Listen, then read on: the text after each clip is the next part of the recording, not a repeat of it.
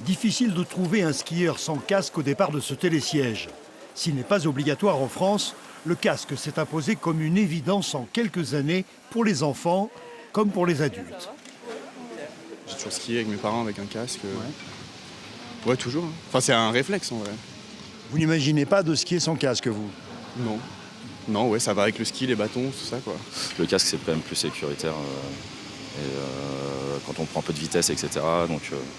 Donc voilà. Et puis, en fait, c'est vraiment bien. L'essayer, c'est l'adopter, disait le slogan.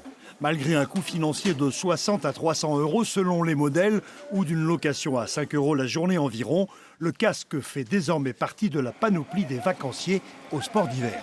On va dire 80% des locations de ski, les gens prennent les casques avec. On n'a plus beaucoup de monde qui sont réfractaires. On en a toujours, hein.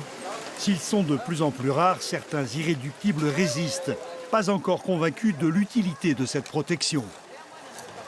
C'est une sécurité, mais pas forcément une garantie. Il suffit de voir un peu les événements passés, c'est pas forcément une garantie. Maintenant, après, je comprends tout à fait que les gens le mettent de plus en plus. Malgré tout, l'importance du casque n'est plus à prouver. L'accidentologie en station parle d'elle-même.